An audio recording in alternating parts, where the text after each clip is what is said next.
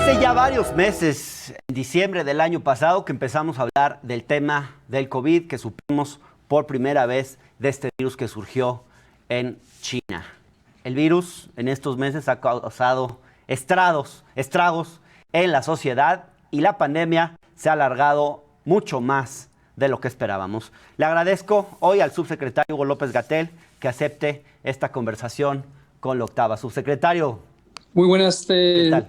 Hernán, me da mucho gusto y te agradezco la invitación y la oportunidad. Déjeme plantearle la primera pregunta. Hace poco más de un mes comentaba usted en una entrevista a Genaro Villamil que aún estábamos en la etapa intermedia de la pandemia y la llamada fase 4, es decir, la etapa de resolución, que esta etapa podría llegar entre agosto y septiembre. Ya nos estamos acercando a ese momento. ¿Se puede definir a través de una frase breve y concisa en qué momento estamos hoy? ¿Es la pandemia, la pospandemia? ¿En dónde estamos situados, subsecretario? Con mucho gusto. Digo dos perspectivas, la nacional y la internacional. En la nacional estamos en la etapa de descenso inicial, es decir, durante la última semana de julio y las 2 primeras semanas de agosto, estuvimos en lo que podríamos considerar el pico epidémico, que en realidad es una meseta epidémica, el punto máximo del conteo de casos diarios. Y estamos 4 semanas después de ese punto, porque durante 4 semanas hemos tenido un descenso progresivo sostenido en el número de casos, en el número de hospitalizaciones, en el número de defunciones. 26 de las 32 entidades federativas ya se encuentran con al menos 2 semanas de ese descenso. Algunas ya llevan 6 o 7 semanas continuas de descenso. Y la predicción es que esto, como lo dijimos desde febrero, la predicción es que la epidemia se extendería desde febrero, cuando la empezamos a tener, hasta octubre. Y nunca hay que perder de vista otro elemento de predicción que planteamos, que es la posibilidad, no es seguro, pero es la posibilidad de que cuando venga la influenza, que ese es seguro que va a llegar entre octubre y marzo, pudiera sumarse un rebrote o repunte o regreso de la intensidad epidémica de COVID-19. Eso es México.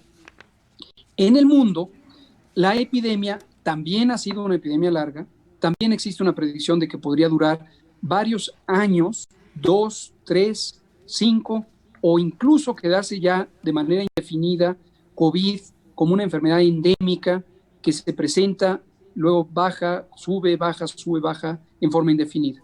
Pero en este momento, en varios países, sobre todo de la región de Europa Occidental, vemos ya precisamente estos rebrotes de los que hemos hablado, y en estos países hay una transmisión activa que va a la alza y no sabemos hasta cuánto más tiempo podría estar esa transmisión a la alza, pero ya se han empezado a tomar algunas decisiones de reducir la movilidad de las personas con el propósito de disminuir la transmisión. Ya, subsecretario, el 4 de junio usted hizo una serie de estimaciones que hicieron ustedes la segunda semana de febrero sobre los posibles fallecimientos que podría haber a causa del COVID. Y entonces comentó un primer escenario de unos 6,000 fallecimientos, otro de 8,000, otro que subía hasta 30,000. Y también dijo usted un escenario muy catastrófico podría darse de llegar a las 60,000 muertes. Naturalmente es el tema que hoy está en los medios, no puedo dejar de preguntárselo. ¿Podríamos decir que estamos hoy, en efecto, viviendo una catástrofe? Gracias por preguntarlo, Hernán, porque ayuda a poner las cosas en el contexto en el que fueron formuladas técnicamente, es decir, cuando hicimos esa predicción, y también cuando fueron comunicadas públicamente.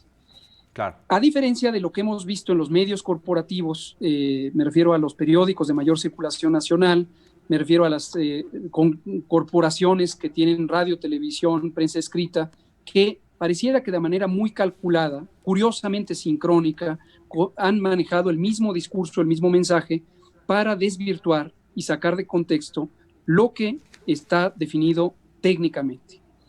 Estas predicciones a las que en su momento hice referencia, y usé ese calificativo, efectivamente así lo dije, un escenario muy catastrófico, fueron hechas al inicio de la epidemia, en el mes de marzo, alrededor de la segunda o tercera semana de marzo, para calcular el número de insumos que necesitaríamos, los ventiladores, los equipos de protección personal, los medicamentos, el personal que teníamos que entrenar, etcétera, etcétera, etcétera.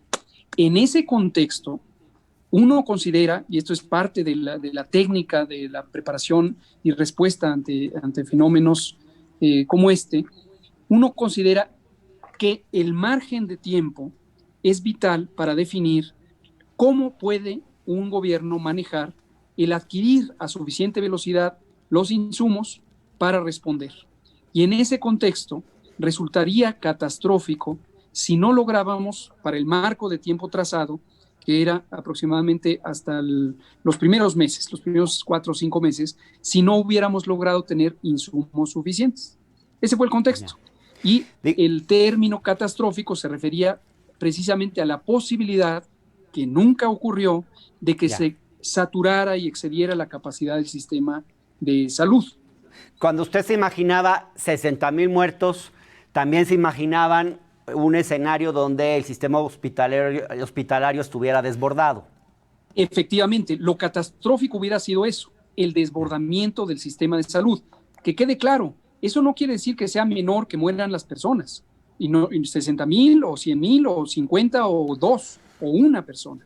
En sí mismo, cada experiencia humana de que se pierda una vida es una catástrofe para la familia que lo vive, para la persona, para el entorno, para el campo de trabajo, para sus amigos. En sí mismo es una catástrofe. Pero cuando se empieza a manipular la información, que es parte de este fenómeno de la infodemia, para sacar de contexto frases y posicionarlas para confundir, pues empiezan a ocurrir estas confusiones en ese sentido. Para ilustrarlo, cada año mueren en México, 30,000 personas por influenza neumonía. 30,000 cada año. Así es. Bastaría con 2 años de tener lo que es una situación de salud ordinaria en términos de la frecuencia con la que ocurre, que es todos los años, para tener 60,000 personas fallecidas. Pero no se le da esta connotación en los medios porque la hemos incorporado como parte de un fenómeno que ocurre todos los años. Pero es la misma cantidad de personas. Entonces, ahora, en términos humanos, sigue siendo igualmente lamentable a que mueran ahorita por COVID o que mueran por influenza o los 40,000 que mueren por las enfermedades asociadas al consumo de refrescos, por ejemplo. Claro, claro. Ahora, subsecretario, si llegáramos a más de 100,000 a finales de año, que ya he visto varias estimaciones en los medios que hablan de 120,000, 130,000, no sé si ustedes estén trabajando ya con ese tipo de números, ¿sí estaríamos ante una catástrofe o la catástrofe sería que el sistema hospitalario se desbordara? Cada año mueren en México, tomando el último dato, obviamente esto crece conforme crece la población, el número de personas que fallecen también crece, pero cada año mueren en México 722,000 personas, si tomamos el dato del INEGI de 2018. La mitad de ellas, por cierto, 315,000, mueren por enfermedades, un poco más, 340,000, redondeando, mueren por enfermedades relacionadas con la mala nutrición, la mitad. Y esto sí. No de un año ni de 2, desde hace al menos 15 años. Todo esto, en términos humanos, es una catástrofe. Sin embargo, en los países hay un patrón de mortalidad que está determinado por las condiciones de vida, las condiciones sociales, las condiciones de salud que tienen las poblaciones. Uno quisiera, en términos de aspiración humana, que no se muriera nadie. Pero en términos de realismo científico, tenemos que tener clara conciencia de que la muerte es un elemento inevitable de nuestras vidas. Nuevamente, estos actores sociales con intereses políticos o corporativos que quieren desvirtuar, cada frase que uno dice la pueden convertir en que uno celebra que se mueran las personas, cosa que evidentemente es falso. Entonces, lo catastrófico en términos de la preparación técnica de la respuesta a una epidemia está determinada precisamente por el hecho de que se rebasen las capacidades del sistema hospitalario, de la adquisición de insumos, de la preparación del personal, etcétera, y que entonces las muertes ocurran porque no se les puede dar atención a las personas. Pero hay una parte de la mortalidad relacionada con COVID que en términos científicos es causado por el daño directo que el virus provoca en los pulmones y otros órganos de las personas. Insisto, no quisiéramos que ocurriera ni una sola, pero sería una irresponsabilidad comunicar una idea falsa de que COVID no causa la muerte cuando sabemos que biológicamente COVID es un virus agresivo con potencial letal que puede causar la muerte. Desde luego, subsecretario, ¿me permitiría, por favor, un minuto? Vamos a un corte y regresamos a la brevedad. No tardamos. Por favor, no se vayan. Seguimos en esta conversación con el subsecretario Hugo López-Gatell.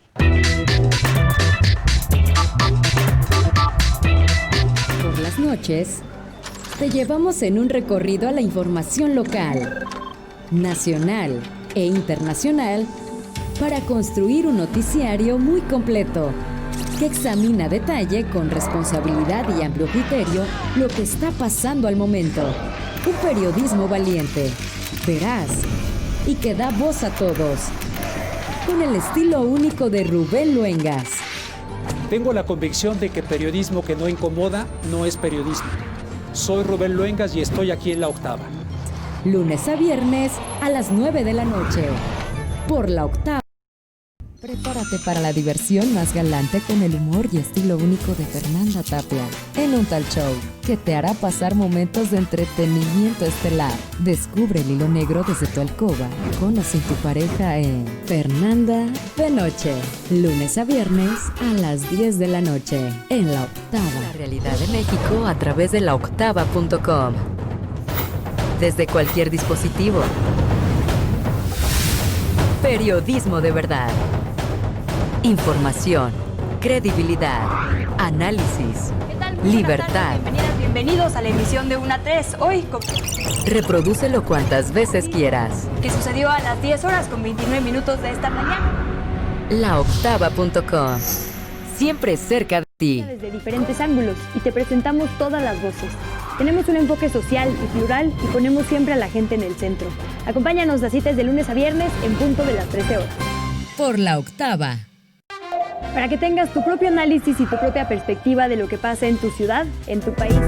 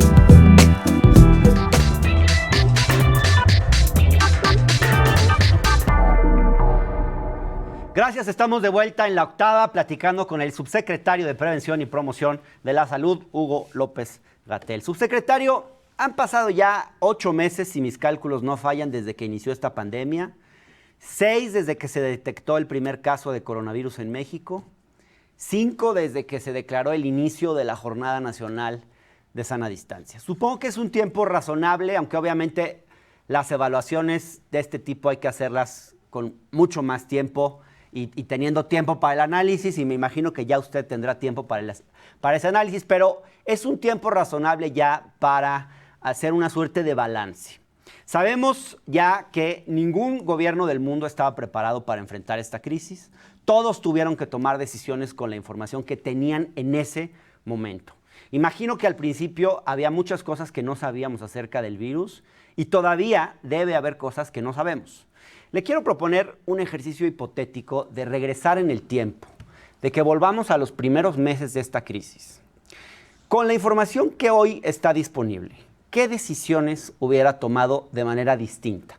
Más allá de lo que toca a la responsabilidad de los estados, que sabemos que han sido omisos en una serie de cuestiones. ¿Qué hubiera hecho o dicho diferente a lo que hizo o dijo?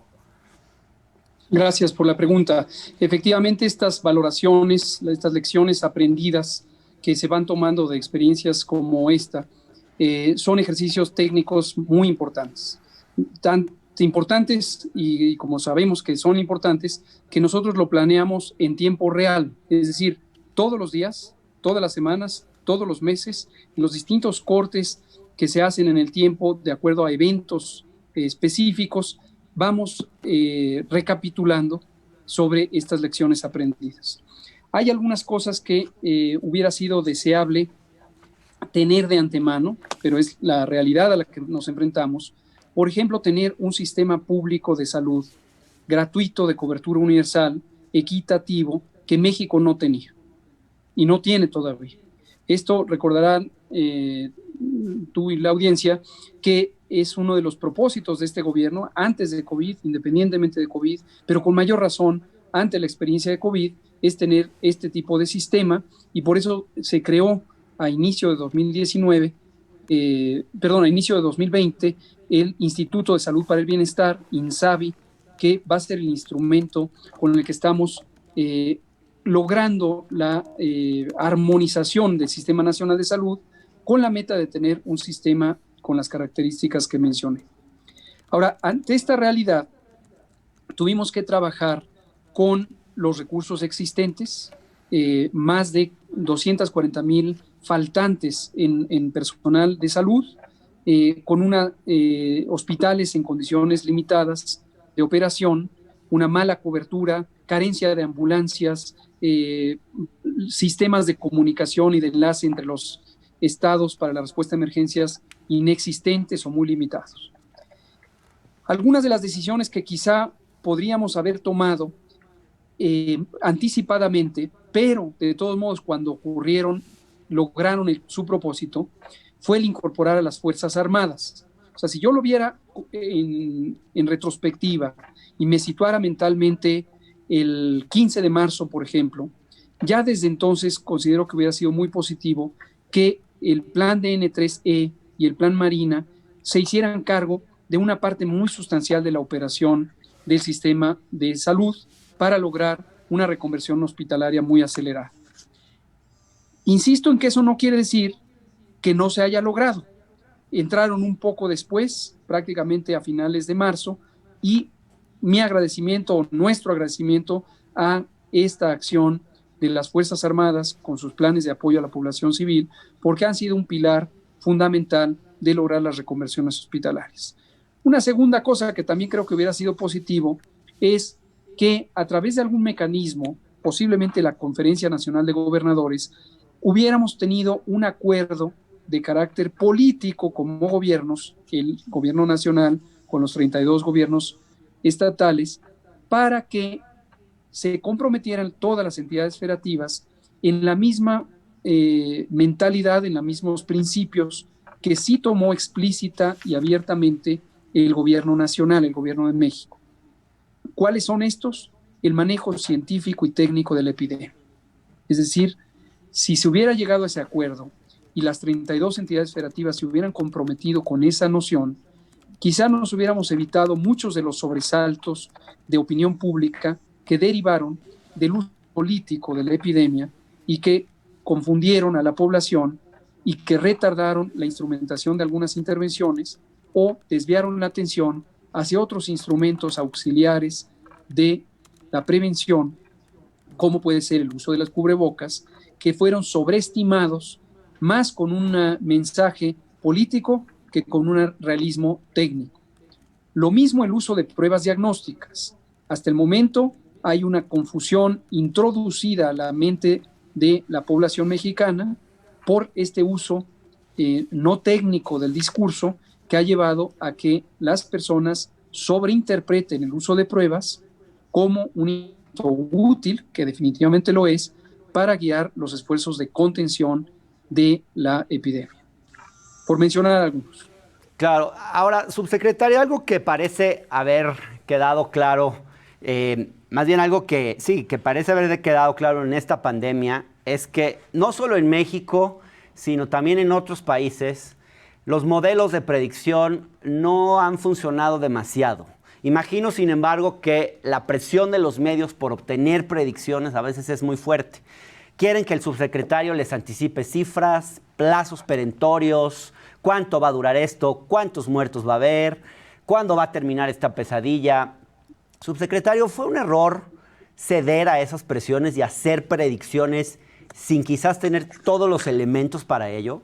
¿Considera que el riesgo de no contestar a preguntas de los medios era mayor o podía haber sido mayor que el de dar predicciones como ellos exigían?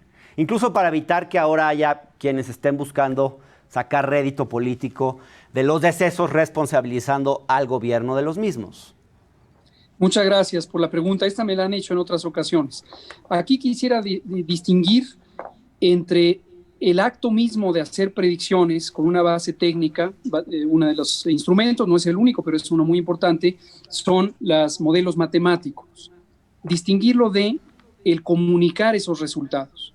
Lo digo porque también en otras ocasiones, y me pareció oír ese mensaje ahorita en la pregunta, se afirma que las predicciones no sirven, o que no sirven bien, o que son imperfectas, como un sustituto de decir, mejor no las hubiera hecho.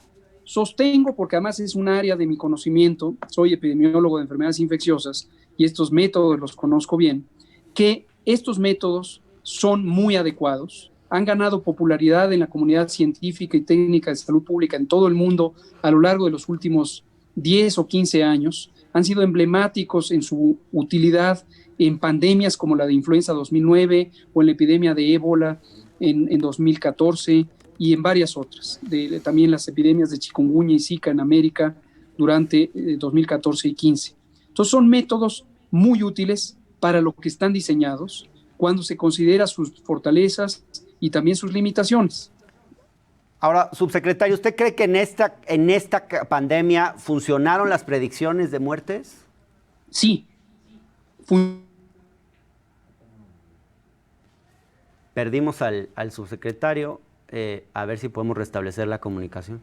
Vamos a un corte y ya volvemos con el subsecretario Hugo López-Gatell.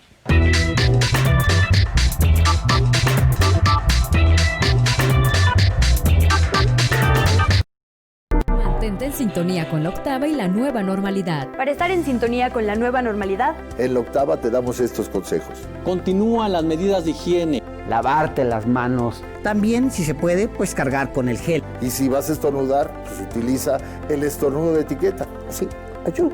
si tienes que salir por alguna actividad esencial, utilizar el famoso cubrebocas. Sal con careta. Si puedes, los gogles. Si vas al banco, si vas a las tiendas, si vas en el transporte público, no lo olvides. Si sacan al perrito, no le laven las patitas con cloro, acuérdense que les hace daño, pero sí límpienlas. La higiene no solamente se limita a nuestro hogar, también en el lugar donde estamos trabajando. Pues hay que sanitizar las computadoras, los teclados, las agarraderas de las puertas. Hay que limpiar todo. La sana distancia sigue vigente. Mídela 1,5 metros alrededor. Mejor codazo que enfermedad. No te desconectes. Mantente en sintonía con la octava y la nueva normalidad. Conoce la realidad de México a través de laoctava.com. Desde cualquier dispositivo. Periodismo de verdad. Información. Credibilidad. Análisis. Libertad. Bienvenidas, bienvenidos a la emisión de 1 a 3. Hoy, Reprodúcelo cuantas veces quieras. que sucedió a las 10 horas con 29 minutos de esta mañana. Laoctava.com. Siempre cerca de ti. En el terreno de juego de la crítica deportiva, la experiencia del capitán es fundamental para salir avante. Y para asegurar el resultado, la mejor defensa es el ataque. Juega en la mejor escuadra sobre información y análisis de las principales disciplinas deportivas en el programa. Los grandes analistas de fútbol se está saltando la línea. ¡Hombre, metió un pelotazo! La Octava Sports, lunes a viernes a las 3 de la tarde. En La Octava. El mundo, en de 1 a 3 te damos la noticia desde diferentes ángulos y te presentamos todas las voces. Tenemos un enfoque social y plural y ponemos siempre a la gente en el centro. Acompáñanos a citas de lunes a viernes en punto de las 13 horas. Por la octava.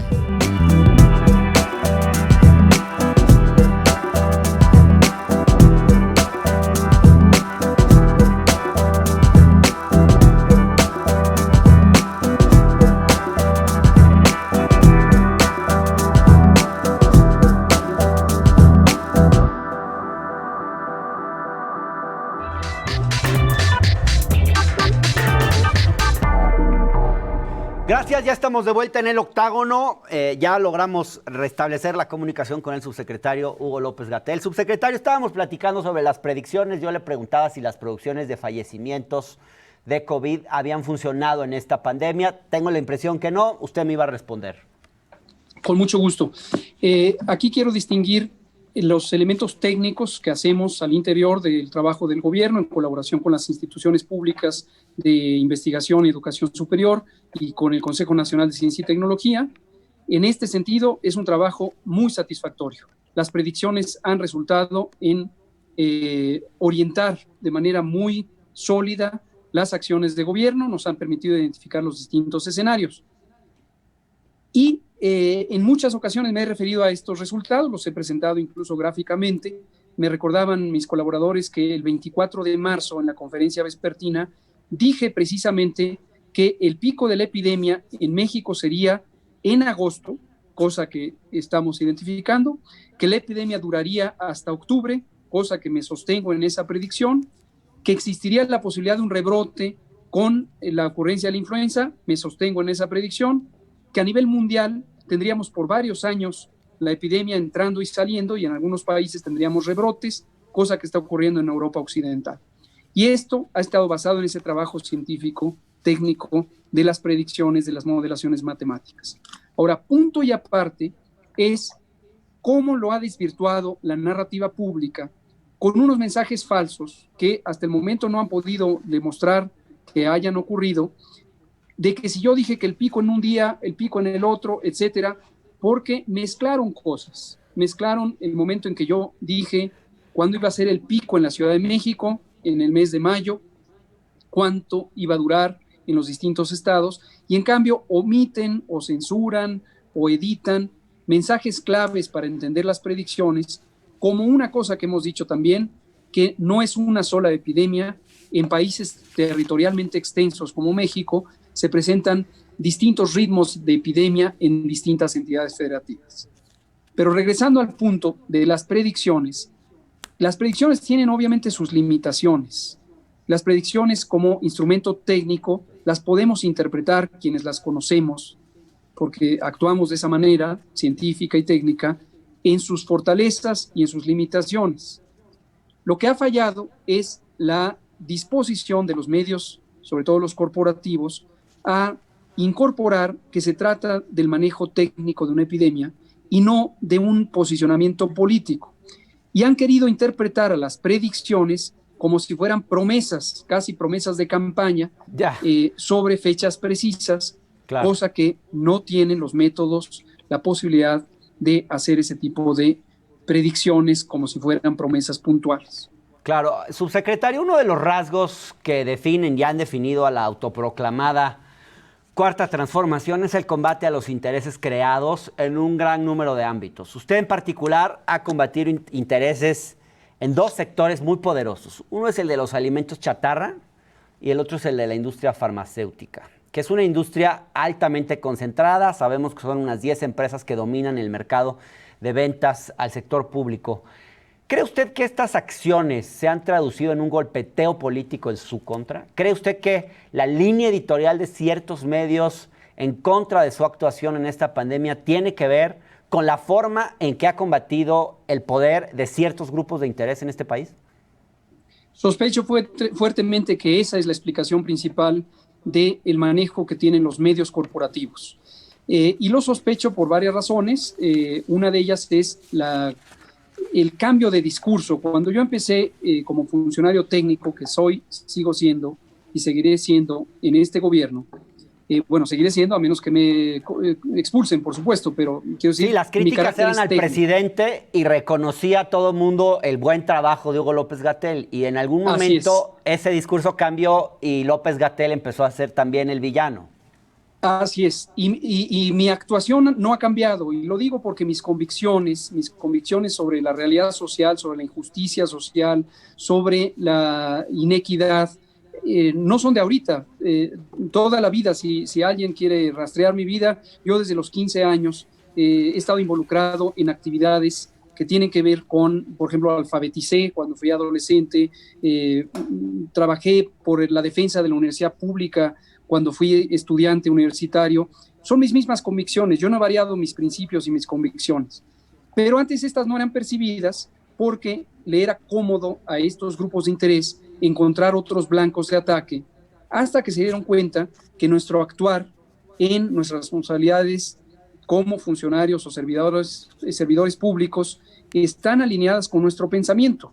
Nosotros estamos convencidos que los monopolios, que la corrupción, que el usufructo del poder público para hacer negocios privados no son actitudes y acciones positivas para el interés público. También conocemos, con base en evidencia científica, que las epidemias de obesidad, sobrepeso, diabetes están impulsadas principalmente por un mercado alimentario que tiene grandes ganancias para pequeños grupos corporativos que se han enriquecido a costillas del daño que le causan a la salud pública de las mayorías, y que México es uno de los países que ha recibido el mayor daño. El tabaco es dañino, eso todos lo sabemos desde hace décadas, el abuso en el consumo de alcohol también, el acaparamiento de las ganancias de la industria farmacéutica que trastornó por completamente el mercado en detrimento tanto de la parte pública como de los productores de medicamentos, porque no es la industria farmacéutica en general, fueron intermediarios de la industria farmacéutica que actuaron de una manera facciosa para controlar el mercado, perjudicando los intereses públicos y afectando también la economía de la producción farmacéutica en México. Y hay otros que irán saliendo, que quizá nos verán como enemigos en la medida en que nuestra convicción es defender el interés público. Pero en términos legales, además de nuestras convicciones, el mandato es defender el interés público. Para eso están los gobiernos, para defender el interés público. Y en mi caso, lo seguiré haciendo en la materia de salud, que es la de mi responsabilidad directa. Claro, ahora, eso que usted llama los medios corporativos, si tuviera que ponerles una calificación del 1 al 10 sobre el tipo de cobertura que han hecho en esta pandemia, ¿qué nota les pondría? Yo, más que calificarlos o descalificarlos, agregaría dos cosas que invito al público a que las verifique por sí mismas. Lo primero es, desde que empezó la epidemia, hicimos exhortos formales, los hicimos públicamente, yo personalmente los he hecho en las conferencias vespertinas sobre COVID, de las que ya llevamos más de 170, pero también hablé con algunas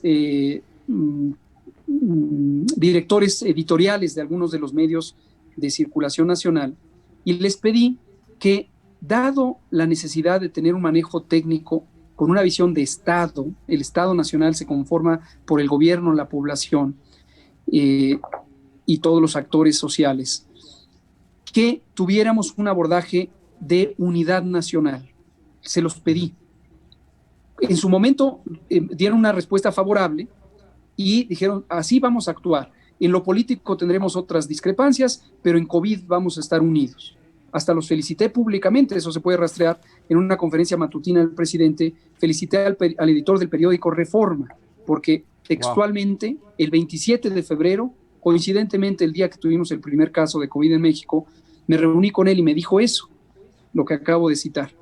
Entonces, lo que puede ver la población es cuál ha sido el actuar, que desde mi punto de vista ha enfatizado los elementos negativos, y no que nos moleste la crítica es bienvenida, pero utilizando fragmentación de la información, ocultamiento de evidencia, desconocimiento de realidades técnicas, y eso, desde mi punto de vista, como funcionario técnico, como una persona que se dedica a la salud pública, me parece desfavorable, no para mí como persona o para la Secretaría de Salud o para el Gobierno de México. desfavorable para el pueblo de México, porque ese actuar de los medios, en vez de contribuir a la certidumbre, a mensajes que puedan ser entendidos para cambios de conducta, cambios de comportamiento, están sujetos a vaivenes y a caprichos de la agenda política y corporativa de estos medios. Ahora, hoy hay opiniones muy polarizadas sobre la opinión de la gestión de la pandemia por parte del gobierno, subsecretario. Por ejemplo, Consulta Mitofsky, quiero mostrarle esta encuesta, donde se muestra que el 50.6% está a favor del manejo que ha hecho este gobierno de la pandemia y el 48.2% en contra. Esto es si aprueban la forma en que el presidente López Obrador ha manejado la crisis de coronavirus en México. ¿Por qué considera usted que existe, subsecretario, una apreciación negativa en casi la mitad de los encuestados hacia la forma en que el presidente López Obrador y su gobierno han enfrentado la pandemia? ¿Cree usted que tiene que ver con las simpatías políticas de la gente, tiene que ver con la manipulación mediática o se han cometido errores? En esa misma encuesta, claro que faltó mencionar la semana más reciente de la propia encuesta, donde sube a 52% la aceptación y baja a 47% la no aceptación. Ahí está, seguimos, 52 sí. Y 47.1.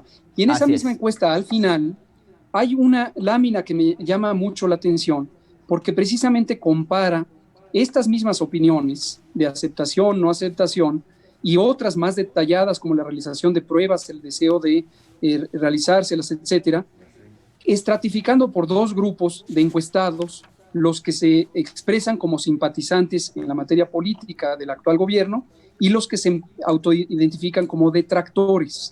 Así es. Y se ve precisamente esa polarización. Entre los que simpatizan con el actual gobierno hay 90% de aceptación y casi en espejo el rechazo que hay entre los detractores. Eso lo que me hace pensar es que esta idea de que hay una creciente rechazo a las decisiones del gobierno tiene mucho que ver con la animadversión política, precisamente de los grupos que ya eran políticamente adversarios del actual gobierno y que, desde mi punto de vista, han sido asusados de manera deliberada por este segmento social que yo le llamo la burbuja, que es un pequeño grupo de grupos de interés que han tenido sus intereses claramente afectados por múltiples decisiones del gobierno orientadas a combatir la corrupción y el privilegio y también aquellas que tienen que ver con el tema de salud. Gracias, subsecretario. Permítame, por favor, vamos a un corte. Ya estamos de regreso, no tardamos nada. Ya volvemos. Seguimos con el subsecretario Hugo López-Gatell.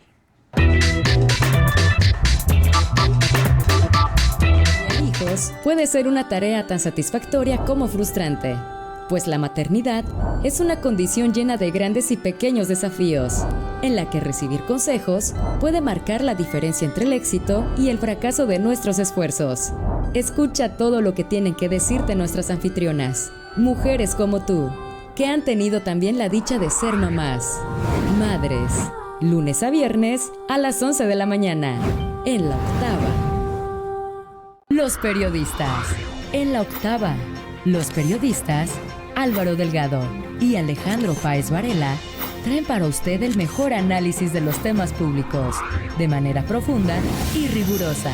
Los periodistas, hoy a las 6 de la tarde, en La Octava. Por las noches, te llevamos en un recorrido a la información local, nacional e internacional para construir un noticiario muy completo que examina a detalle, con responsabilidad y amplio criterio, lo que está pasando al momento. Un periodismo valiente, veraz y que da voz a todos, con el estilo único de Rubén Luengas. Tengo la convicción de que periodismo que no incomoda no es periodismo. Soy Rubén Luengas y estoy aquí en La Octava. Lunes a viernes a las 9 de la noche, por La Octava.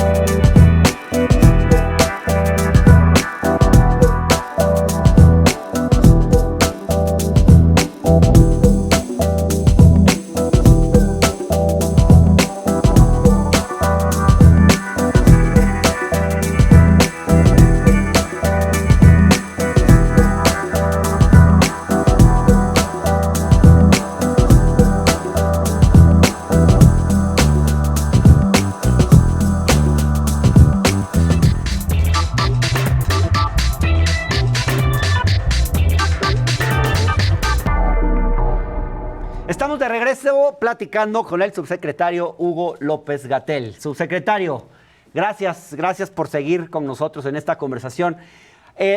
Hace poco más de una semana se hizo un anuncio importante que permitiría a México tener con prontitud acceso a la vacuna de AstraZeneca. Al canciller lo vimos exultante, muy optimista frente a esto.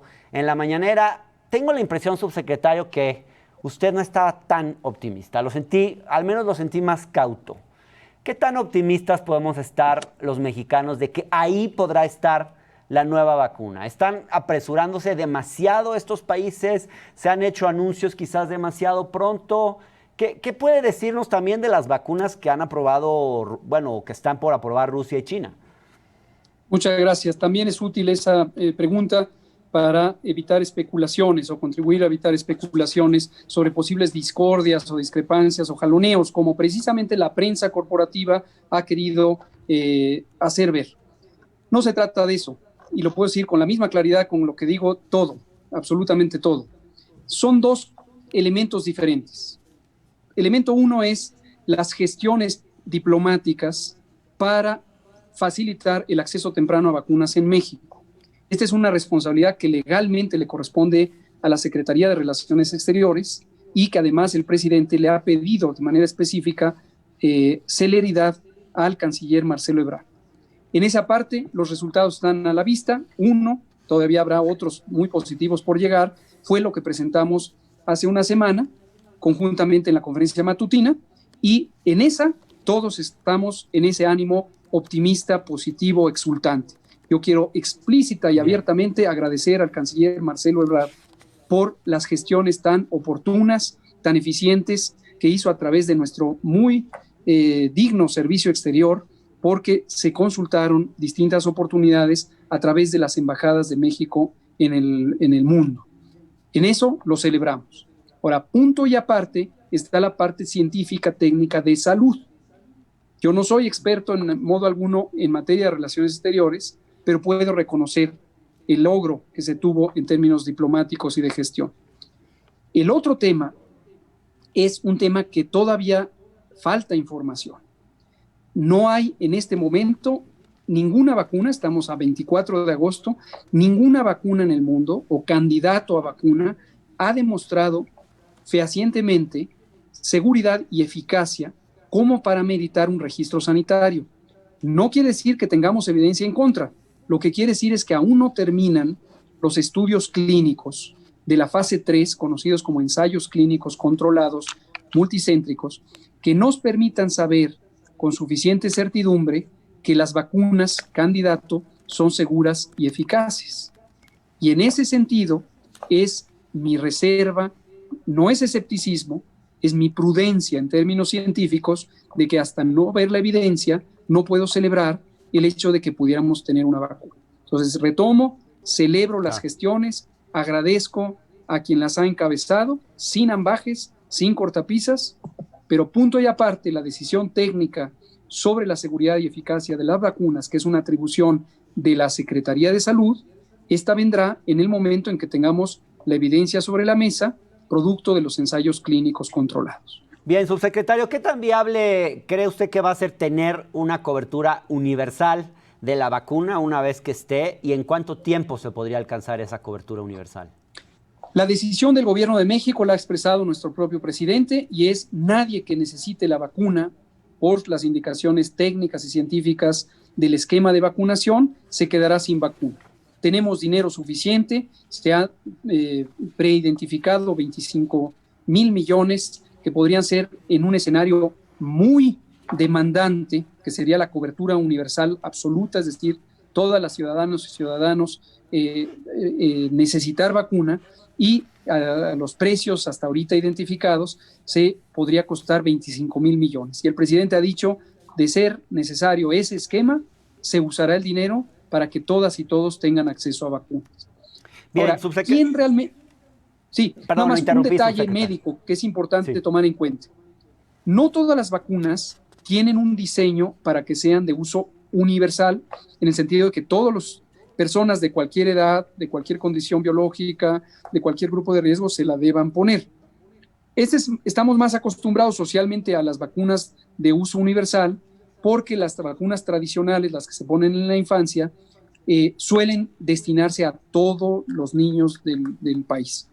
Pero desde hace más de 3 décadas hay muchas otras vacunas, en este momento es casi 1/3 del esquema de vacunación, que no necesariamente requieren ponerse en todos los ciudadanos, porque tienen otro tipo de protección para grupos específicos, para grupos de mayor riesgo, etcétera.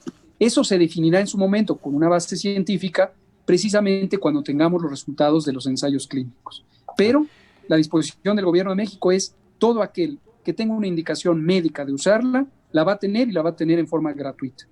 Bien, hablemos un poco de los dineros. ¿En algún momento hicieron ustedes un cálculo aproximado de cuánto iba a costar enfrentar esta pandemia? ¿Han sido suficientes los recursos con los que ha contado este gobierno para enfrentarla? ¿Les han faltado recursos? O déjeme preguntárselo de otra manera, porque los recursos nunca son suficientes. ¿Qué se podría haber hecho con más presupuesto? Ya mencionó usted algunas cuestiones al principio de la entrevista, pero me gustaría que redondeara un poco esta parte. Con mucho gusto. Hasta el momento, el dinero no ha sido limitante en modo alguno para responder a la epidemia, definitivamente.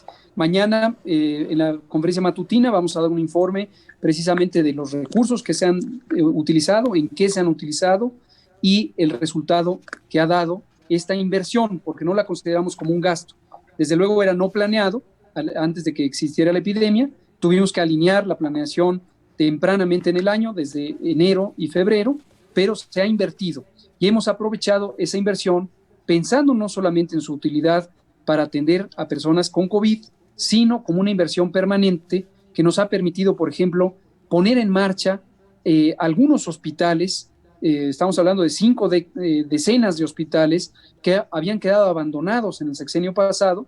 Los pusimos en marcha para que fueran parte de la reconversión hospitalaria para atender a personas con COVID, pero obviamente una vez instalados y con equipamiento y con personal, estos hospitales quedan como un beneficio permanente para la población. Y para el resto de la pandemia, ¿qué medidas sería importante tomar ahora, digamos, para los próximos meses? ¿En qué más están pensando?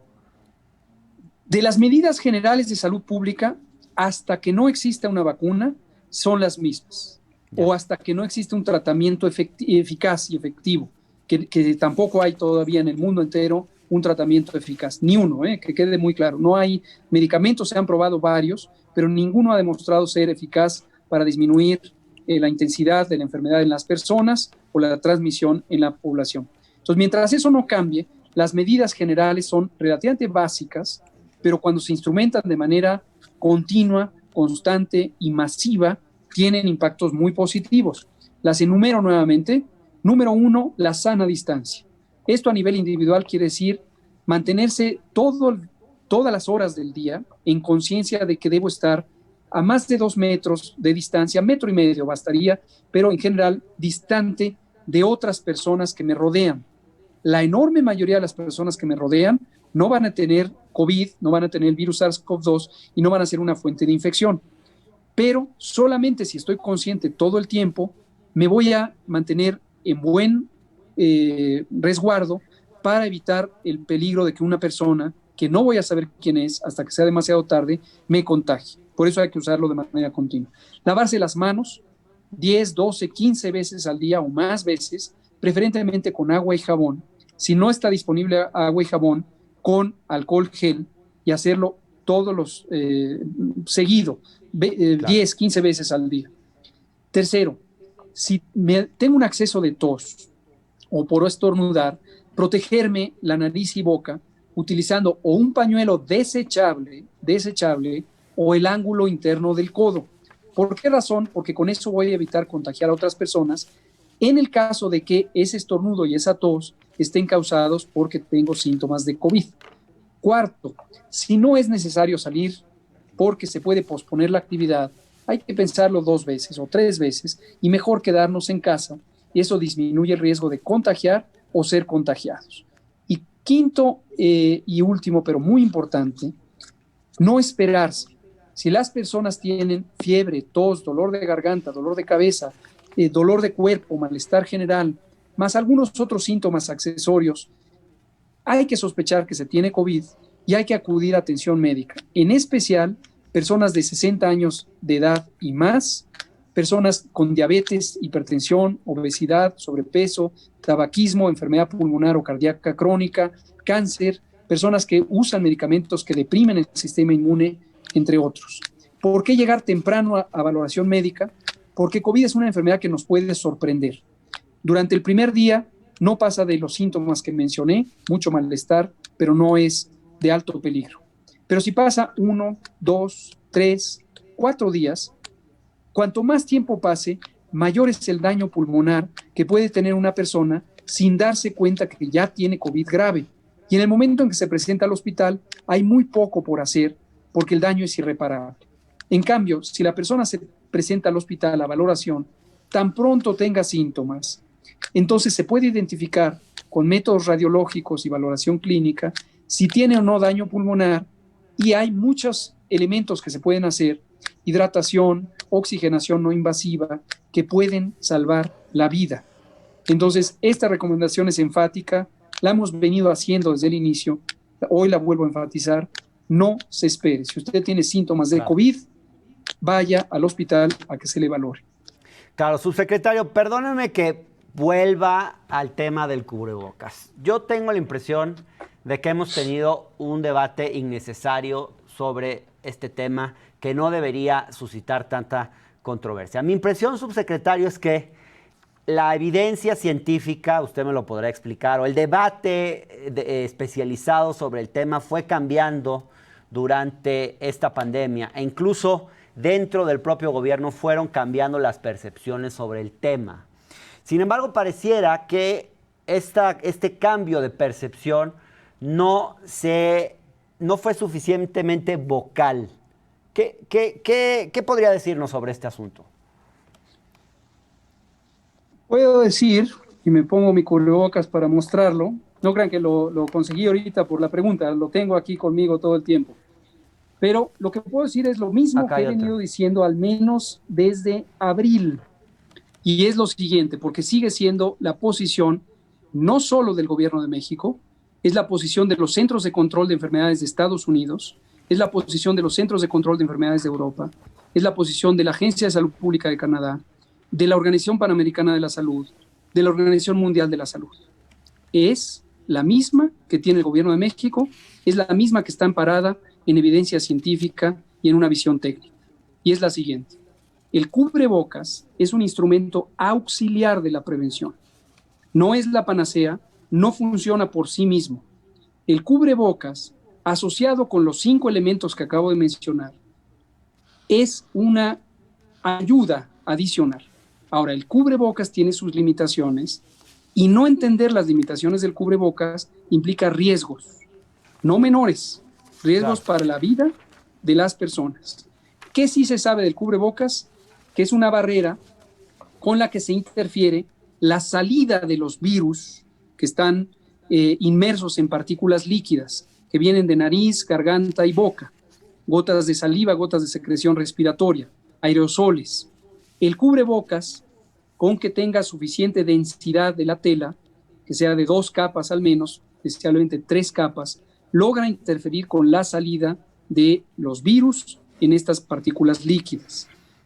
Pero el cubrebocas no es una barrera suficientemente efectiva para interferir con la llegada de los virus, a menos que sea de 3 capas, se use correctamente, es decir, tapando nariz y boca, y se use de manera continua, y que además se complemente con una mascarilla o con gogles. Ahora, subsecretario, entiendo la exposición de los ojos. Desde luego, ahora, para evitar tanta crítica, ¿no sería deseable que ya todo el mundo se pusiera el cubrebocas, el presidente, usted, los secretarios en la mañanera, simplemente para que ya dejen de criticar por ese asunto? Porque a eso me refiero con que el tema me parece que hemos tenido un debate innecesario sobre el asunto. Digamos, no es la panacea, ya sabemos sus limitaciones, pero tampoco perjudica. ¿Por qué no usarlo y ya?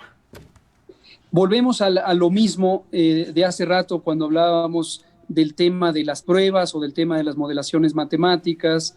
Hay un discurso construido, quisiera que la audiencia lo tenga muy presente, porque se lo ha estado encontrando, sea o no consciente de ello a lo largo de toda la epidemia. Le llamo discurso construido a una serie de mentiras o pseudoverdades o verdades parciales distorsionadas que grupos de interés económico o político directamente formulan. Y a veces incluso se dan el lujo de descalificar lo que estoy diciendo, para lo cual hay evidencia, diciendo es que son teorías conspirativas. No, hay firmas de asesoría de opinión, de consultorías de comunicación pública a las que se les pagan fortunas por posicionar mensajes que son de rápida captura, pero que distorsionan profundamente las verdades técnicas y científicas con las que estamos comprometidos en nuestro actuar respecto a esta epidemia. Estas, yo les he llamado las 17 mentiras, hay más, cubrebocas, pruebas, cerrar aeropuertos, cerrar fronteras, el momento en que se actuó, que si no se atinó al pico, sabemos a cuáles nos referimos. Que si ¿A quién, subsecretario, las personas... le interesaría generar mensajes sobre el tema del cubrebocas? ¿Quién tendría un interés particular en este tema? Hay varios, pero le menciono 2 o 3. A los partidos políticos de oposición que rumbo al periodo electoral del 2021 quisieran posicionarse como en una posición de fuerza para ganar adeptos, ganar votos, ganar simpatía y que parezca como que son defensores de los intereses públicos, aun cuando pudieran no ser el caso. No descalifico a ningún partido, algunos pudieran además tener una contribución benéfica a la sociedad, pero quieren capitalizar políticamente la epidemia. Segundo, los grupos corporativos a los que ya hice referencia, destacadamente los sectores que han sido desfavorecidos por el trabajo de eliminación de corrupción que ha hecho este gobierno, y también aquellos que están involucrados en la producción y comercialización de productos que son dañinos para la salud, como la comida chatarra. Entonces, tienen un interés de desviar la atención para que no haya cambios en las políticas públicas o en el comportamiento social, porque esos podrían desfavorecer sus intereses. Subsecretario, le agradezco mucho por esta conversación. Muchas gracias, Hernán. Estamos a la orden. Buenas noches. Gracias, subsecretario.